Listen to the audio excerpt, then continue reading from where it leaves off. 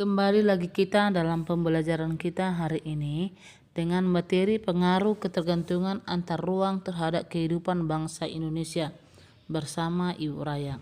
Silakan simak videonya ya, Nak. Di sini materi ini kita akan membahas pengaruh ketergantungan antar ruang ini terhadap migrasi penduduk, transportasi, lembaga pendidikan, dan juga lembaga ekonomi.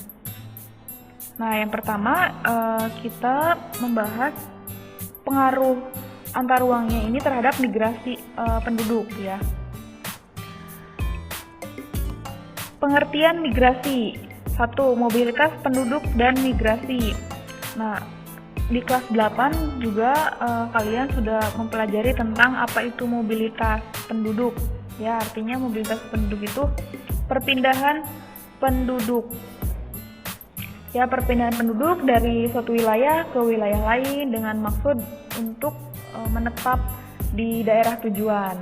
Gitu. Kemudian migrasi itu artinya perubahan tempat tinggal secara permanen. Nah, itu arti dari migrasi.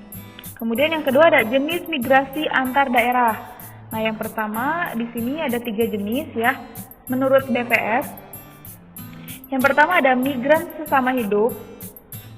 Artinya mereka yang pindah dari tempat lahir ke tempat tinggal sekarang.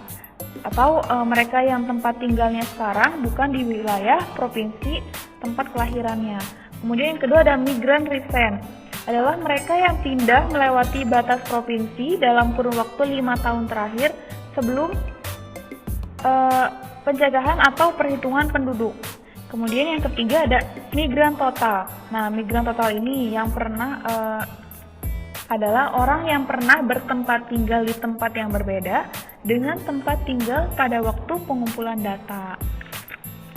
Tuh ya, kemudian kalian juga bisa buka halaman 126-nya. Di situ ada tabel ya tentang alasan utama penduduk melakukan migrasi dan jumlah migrasi recent pada tahun 2015.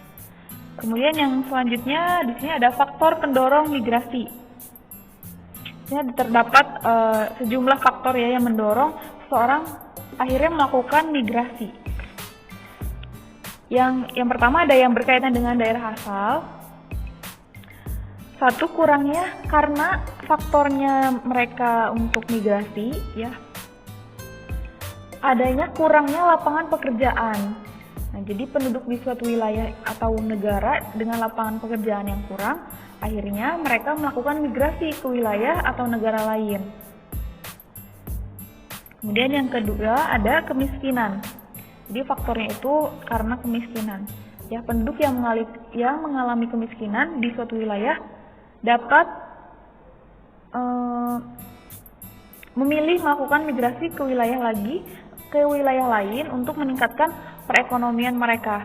Kemudian yang ketiga ada peperangan. Kemudian yang keempat ada kondisi politik yang tidak baik. Ya, jadi akhirnya mereka migrasi ke negara lain karena kondisi politiknya itu tidak baik. Kemudian yang yang kelima ya, masalah lingkungan. Jadi masalah lingkungan ini dapat berupa contohnya bencana alam, kemudian atau lingkungan yang rusak. Nah, jadi kedua hal tersebut ya, bencana alam dan lingkungan itu membuat si penduduk daerah akhirnya terkena masalah dan melakukan migrasi ke daerah lain yang lingkungannya lebih baik tentunya. Kemudian yang selanjutnya yang keenam ada kesempatan pendidikan rendah. Nah, penduduk suatu wilayah dengan tingkat sekolah yang rendah misalnya tidak memiliki perguruan tinggi. Nah, jadi mereka migrasi ke wilayah lain untuk menempuh pendidikan yang lebih tinggi. Kemudian yang selanjutnya ada faktor yang berkaitan dengan daerah tujuan. Nah, kalau tadi faktor yang berkaitan dengan daerah asal, nah selanjutnya di sini ada berkaitan dengan daerah tujuan. Yang pertama ada tersedianya lapangan pekerjaan. Nah, jadi faktor yang berkaitan dengan daerah tujuan ini faktornya penarik ya. Disebut faktor penarik. Ya, yang pertama ada tersedianya lapangan pekerjaan. Kemudian ada penghasilannya lebih baik, pendidikan lebih tinggi, dan juga tersedianya aneka sarana hiburan dan juga pusat kebudayaan. Selanjutnya ada faktor penghambat migrasi. Nih, selain tadi ada faktor pendorong dan juga tentunya ada faktor penghambat. Yang pertama ada jarak yang jauh. Jadi jarak antara daerah asal dan daerah tujuan yang jauh itu menjadi salah satu pertimbangan seseorang melakukan migrasi. Ya, jadi jarak yang jauh itu menyebabkan berbagai masalah. Tentunya penghambat untuk mereka migrasi. Kemudian yang kedua ada kesulitan transportasi. Nah, penduduk yang tidak dapat melakukan migrasi bila tidak dapat transportasi yang mendukung, ya. Kemudian yang ketiga ada biaya migrasi yang tinggi. Yang keempat, faktor pribadi.